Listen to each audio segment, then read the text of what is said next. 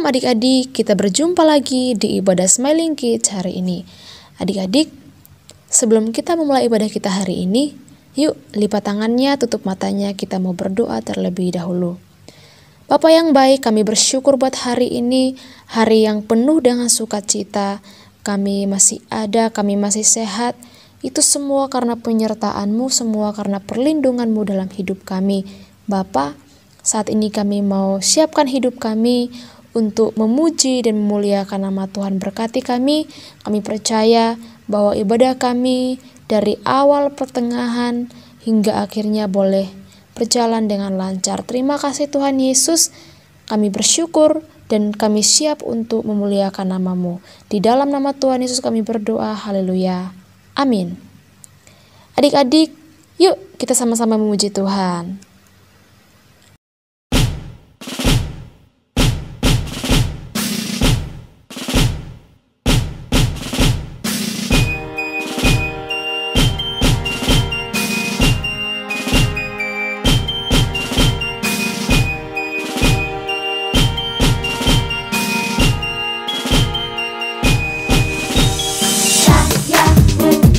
Pasukan berjalan, pasukan bertindak, pasukan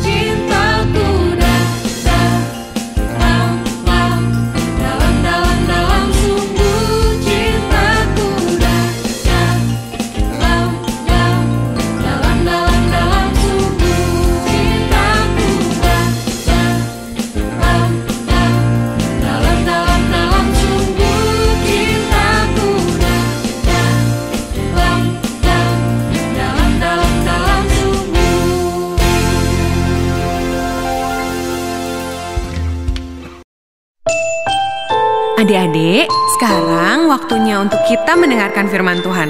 Siapa yang mau dengar firman Tuhan? Yuk kita duduk yang manis, kita buka telinga dan hati kita. Ku buka hatiku untuk firman-Mu. Ku ingin menjadi seperti Yesus. Berfirmanlah Tuhan, ku mau mendengar dan melakukannya setiap hari. Roh Kudus yang manis, tolong aku menuruti firman Tuhan. Roh Kudus yang manis, jadikanku anak Tuhan yang manis. Adik-adik, ayo kita nyanyikan lagu ini sekali lagi dengan lebih sungguh-sungguh sambil mengarahkan hati kita sama Tuhan. Kita ingat kebaikan Tuhan Yesus dalam hidup kita. Buka hatiku untuk firman-Mu. Ku ingin menjadi seperti Yesus.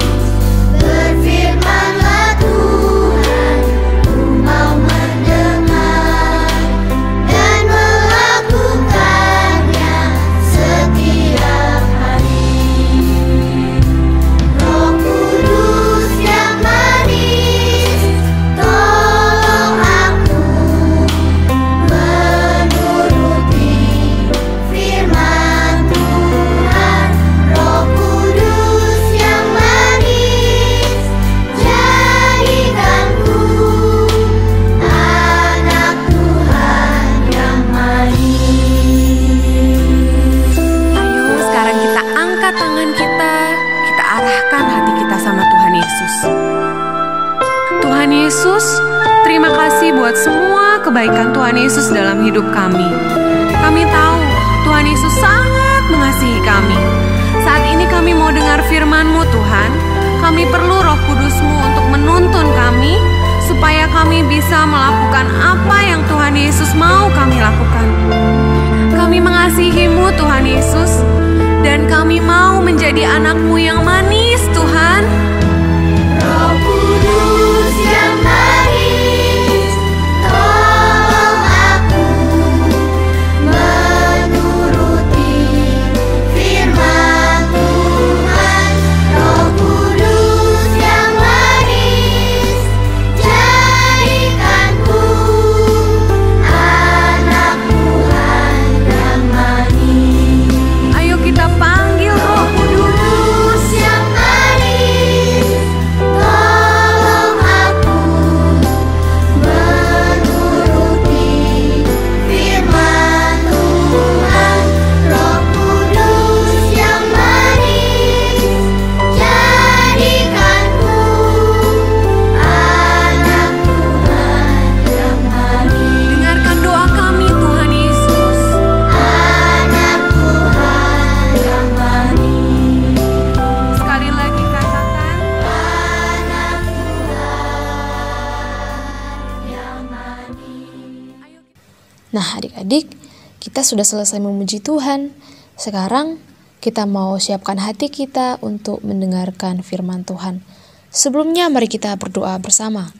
Tuhan Yesus yang baik, kami bersyukur kami sudah memuji dan memuliakan nama Tuhan. Sekarang Tuhan, kami mau siapkan hati kami, telinga kami, pikiran kami untuk mendengarkan firman-Mu. Berkati kami, mampukan kami untuk kami dapat mengerti dan melakukannya dalam setiap kehidupan kami. Di dalam nama Tuhan Yesus kami bersyukur dan kami berdoa. Haleluya. Amin. Judul cerita firman Tuhan kita hari ini adalah Simson melawan orang Filistin. Cerita firman Tuhan kita hari ini terambil dalam Hakim-Hakim pasal 13, 14, dan 15. Nah, dalam minggu ini juga kita ada ayat hafalan yang terambil dalam Hakim-Hakim pasal 5 ayat 21b. Majulah sekuat tenaga, hai jiwaku. Nah adik-adik, jangan lupa ya untuk dihafal ayat hafalannya minggu ini. Nah adik-adik, di kota Zora, seorang bapak bernama Manoah dari suku Dan hidup bersama istri dan seorang anak laki-laki. Suami dan istri tersebut sudah tua, tetapi anak mereka masih muda. Mereka kelihatan seperti kakek dan neneknya. Anak mereka juga bukan anak seperti anak lain di kota Zora. Rambutnya panjang dan belum pernah digunting. Namanya Simson. Pada suatu hari, Simson datang kepada ibunya serta bertanya, "Ibu, mengapa rambutku panjang? Mengapa rambutku belum pernah digunting seperti rambut kawan-kawanku?" Ibunya mulai menceritakan tentang dirinya. "Ini sebabnya anakku, bapak dan ibumu lama tidak mempunyai seorang anak. Hal itu sering membuat hati ibu sedih. Tetapi beberapa tahun yang lalu, ibu didatangi oleh seorang laki-laki berpakaian putih cemerlang. Ibu pada mulanya merasa takut, sebab ibu merasa bahwa orang ini adalah malaikat Tuhan. Ia berkata bahwa ibumu akan melahirkan seorang anak laki-laki yang dikhususkan untuk Tuhan. Dari lahir sampai hari matinya, ia akan menjadi orang yang istimewa bagi Allah. Sebagai tanda, rambutnya tidak boleh dicukur. Melalui anak laki-laki itu, Allah akan memulai penyelamatan bangsa Israel dari tangan orang Filistin. "Jadi, akulah anak laki-laki itu?" tanya Simson penuh keheranan. "Ya, kau adalah anak laki-laki itu," ibunya menegaskan. "Kau dipilih Tuhan untuk melepaskan bangsa kita dari tangan orang Filistin yang telah 40 tahun menguasai kita." Tuhan memberkati Simson sehingga dia menjadi seorang pemuda yang gagah perkasa dan tampan. Simson tidak pernah melupakan kata-kata ibunya. Sejak itu, ia bertanya dalam hatinya, "Bagaimanakah saya dapat memulai tugas yang Tuhan berikan kepada saya?" Ia memperhatikan baik-baik kalau ia mendengar orang membicarakan perbuatan-perbuatan jahat orang Filistin terhadap bangsa Israel. Ia tahu waktu Tuhan sudah dekat. Simson makin besar, ia makin berani, dan ia mulai berjalan-jalan memasuki daerah di mana orang Filistin tinggal. Pada suatu hari, ia sampai ke kota Timna, di mana ia melihat seorang gadis yang cantik, sehingga ia jatuh cinta kepada gadis itu. Ketika Simson pulang ke rumah, ia membuka isi hatinya kepada orang tuanya. "Ayah, ibu, kemarin saya berjalan-jalan ke Timna. Di sana saya melihat seorang gadis yang sangat cantik. Saya ingin mengambil dia sebagai istriku." Tetapi Manoah ayahnya berkata, "Apakah tidak ada seorang gadis yang cantik di antara bangsa kita yang dapat kau nikahi? Mengapa engkau mencari istri di antara orang kafir?" Manoah belum tahu bahwa hal itu bagian dari rencana Tuhan. Simson harus mencari gara-gara terhadap orang Filistin sebelum menghukum mereka.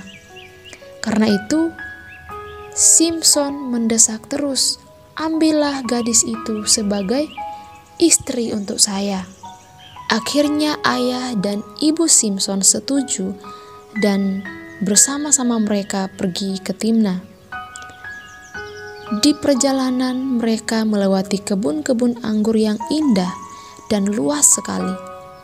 Tiba-tiba mereka terbelalak ketakutan. Suara seekor singa mengaum dari arah kebun anggur, seolah siap menyerang. Pada waktu yang menakutkan itu, berkuasalah roh Tuhan atas Simson. Ia berlari ke kebun anggur, menghadapi singa yang siap menerkam, dan ia membunuhnya dengan tangannya sendiri. Tetapi ia tidak menceritakan apa yang ia telah lakukan pada orang tuanya. Kemudian Simson dan orang tuanya pergi ke kota Timna. Di sana Manoah dan istrinya mengatakan pada orang tua gadis itu bahwa Simson ingin menikahinya. Setelah mereka setuju, Simson dan orang tuanya pulang dengan senang. Beberapa hari kemudian, Simson pergi mengunjungi rumah gadis itu lagi. Waktu melewati kebun anggur, ia berpikir, "Saya ingin melihat apa yang terjadi dengan singa yang kubunuh." Waktu Simson tiba di tempat itu, ia heran sekali. Di dalam bangkainya yang sudah kering itu, terdapat sarang lebah berisikan madu. Simson mengulurkan tangannya, mengambil madu itu, dan memakannya. Hari perkawinan yang telah ditentukan sudah tiba. Rumah gadis itu sangat ramai. Para undangan sudah tiba. Simson sebagai mempelai ditemani oleh 30 orang pengiring sebagai adat istiadat dalam pernikahan orang Filistin. Pesta perkawinan berlangsung selama 7 hari 7 malam. Pada malam pertama, Simson berdiri dan berkata pada kawan Filistinnya, "Hai saudara-saudara, saya akan memberikan satu teka-teki untuk kalian.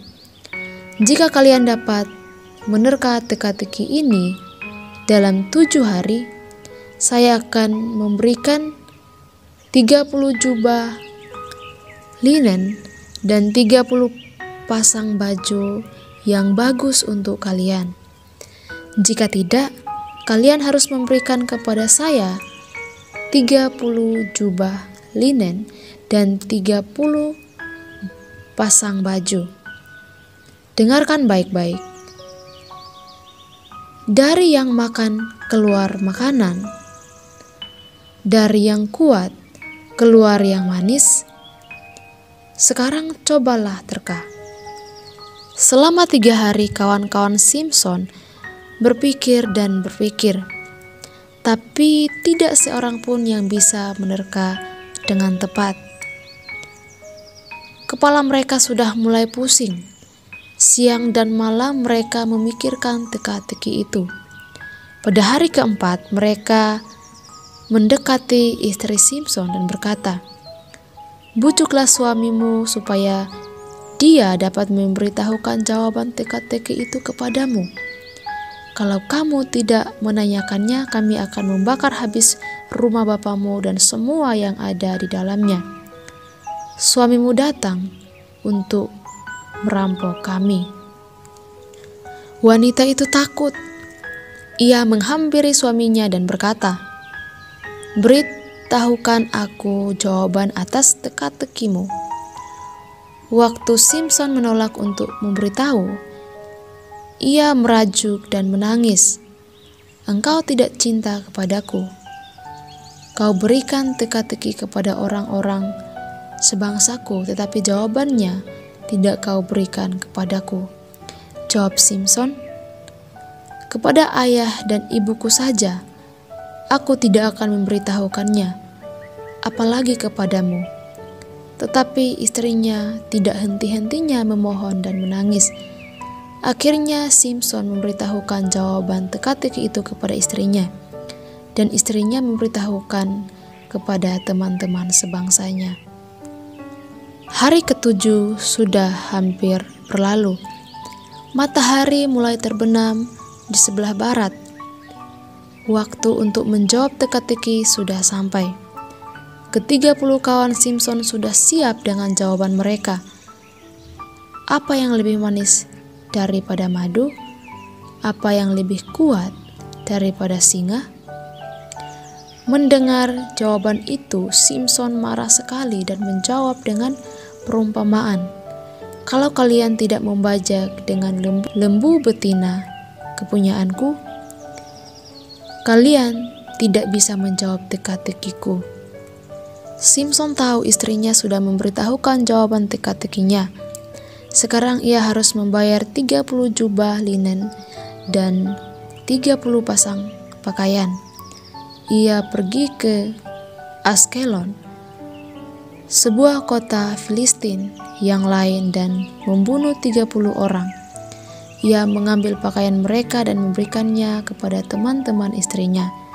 Kemudian ia pergi, karena Simson sangat marah terhadap istrinya. Setelah beberapa hari, hati Simson mulai tenang kembali. Saat itu adalah waktu musim panen gandum. Waktu ia kembali ke kota Timna untuk mengunjungi istrinya, tetapi mertuanya tidak mengizinkannya. Ia berkata, "Kami sangka engkau tidak mencintai istrimu lagi. Sebab itu kami sudah memberikan dia kepada seorang temanmu. Ambillah adiknya sebagai gantinya. Lagi pula adiknya lebih cantik." "Tidak, saya tidak mau." Dengan marah, Simson menjawab, "Kamu sudah bersalah besar karena istriku kamu berikan kepada orang lain. Aku berhak untuk membalas orang Filistin. Kali ini aku akan mendatangkan celaka kepada mereka." Simson pergi dan menangkap 300 anjing hutan dan mengikat satu dengan lainnya pada bagian ekor. Ia mengikat obor di tengah-tengah ikatan obor anjing hutan itu, menyalakan dan menghalaunya ke ladang-ladang gandum orang Filistin. Angin berhembus, bunyi api berderu-deru. Asap hitam menutupi daerah itu, sehingga menjadi gelap. Berkas-berkas gandum, juga kebun-kebun, pohon anggur dan pohon zaitun terbakar habis. Orang Filistin bertanya dengan amat marah, "Siapakah yang membakar ladang dan kebun kami?"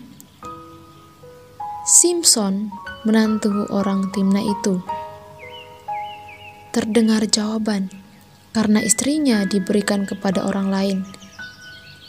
"Mari kita cari Simson," seru orang Filistin dengan marah. Tetapi mereka tidak menemukan Simson.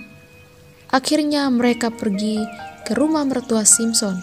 Mereka membakar rumahnya dengan keluarganya masih terdapat di dalamnya. Mendengar itu, Simson menjadi sangat marah. Ia berkata, "Nah, sekarang kamu sudah mencelakakan mertua dan istriku. Aku pasti akan membalasnya." Keberanian dan kekuatan yang dari Tuhan turun atas Simson lagi. Simson menyerang orang-orang Filistin dan membunuh banyak orang di antara mereka. Sesudah itu ia pergi menyembunyikan dirinya di sebuah gua di Bukit Etan, di daerahnya sendiri di tanah Yehuda. Orang-orang Filistin mencari Simson sampai ke tanah Yehuda. Mereka mendesak orang Yehuda agar mereka menyerahkan Simson. Apakah orang Yehuda tidak akan melindungi Simson yang sebangsa dengan mereka? Tidak. Orang Yehuda sudah begitu dikuasai oleh orang Filistin, sehingga mereka mengikat Simson dan menyerahkan dia ke tangan orang Filistin. Melihat Simson yang terikat itu, orang-orang Filistin bersorak-sorai. Tetapi waktu itu roh Tuhan berkuasa atas Simson, sehingga dia dapat memutuskan tali yang mengikat tangannya, seperti merobek benang kapas belaka. Setelah lepas dari belenggu tali itu, Simson melihat sebuah rahang keledai di dekatnya. Ia mengambil tulang rahang itu dan memukul orang-orang Filistin di dekatnya. Setelah dihitung, yang mati adalah 1.000 orang. Keringat membasahi seluruh tubuh Simson dan ia merasa sangat lelah dan kehausan. Akhirnya Simson jatuh ke tanah dan ia berseru kepada Allah, "Ya Tuhan, Engkau telah memberikan kemenangan besar ini, tetapi apakah hamba-Mu harus mati karena kehausan?" Allah mendengar doa Simson. Pada saat itu juga Allah membelah batu di situ, lalu keluarlah air dari batu itu. Simson minum dan minum. Kekuatannya kembali dan ia menjadi segar kembali. Ia tahu bahwa Tuhan sudah menjawab doanya. Karena itu ia menamai pancaran air itu Mata Air Penyeru. Melalui kemenangan Simson atas orang Filistin, bangsa Israel mulai mengerti bahwa Simson bertindak dalam nama Tuhan waktu mengalahkan orang Filistin. Setelah kemenangan itu, Simson menjadi hakim untuk bangsa Israel dan memerintah selama 20 tahun. Nah, adik-adik, ia adalah anak yang keras kepala. Begitulah pendapat Bapak Manoah dan istrinya waktu Simson ingin menikah dengan gadis Timna itu. Ia hanya menyusahkan kami saja. Begitu pendapat orang Yehuda waktu Simson menyembunyikan diri di Gua Etam di daerah mereka. Adik-adik, benarkah pendapat mereka? Mengapa Simson melakukan hal ini? Ada 4 kejadian waktu Tuhan Allah menolong Simson, yaitu yang pertama dalam Hakim-Hakim pasal 14 ayat 6, saat Simson membunuh singa dengan tangan kosong. Yang kedua, Hakim-Hakim pasal 14 ayat 19, saat Simson membunuh dan mengambil 30 orang di Askelon. Yang ketiga, Hakim-Hakim pasal 15 ayat 14, saat Simson melepaskan tali-tali di tangannya. Yang keempat, Hakim-Hakim pasal 15 ayat 19, saat Simson kehausan dan Tuhan membelah liang batu untuk mengeluarkan air baginya. Apakah kalian pernah memikirkan apa yang akan terjadi jika sudah besar nanti? Mungkin ada tujuan atau sesuatu yang ingin kalian capai. Ingatlah bahwa Allah punya rencana untuk hidup kalian. Sama seperti Ia punya rencana untuk hidup Simson. Tapi Allah tidak selalu menyatakan dengan jelas seperti yang dinyatakan pada Manoah dan istrinya, apa yang Allah inginkan dari anaknya.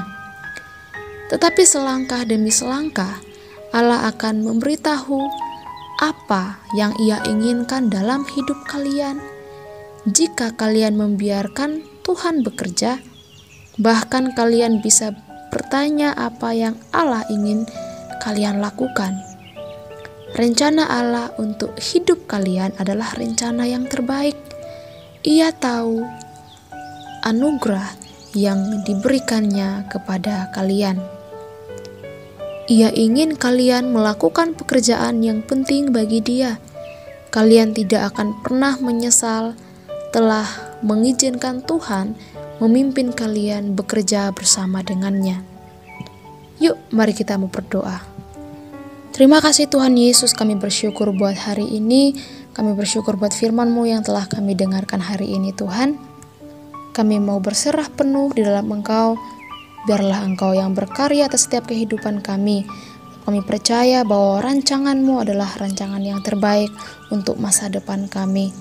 Terima kasih Tuhan Yesus, mampukan kami untuk kami boleh dapat melakukan setiap firman-Mu, setiap perintah-Mu dalam setiap kehidupan kami. Di dalam nama Tuhan Yesus kami bersyukur dan kami berdoa. Haleluya. Amin.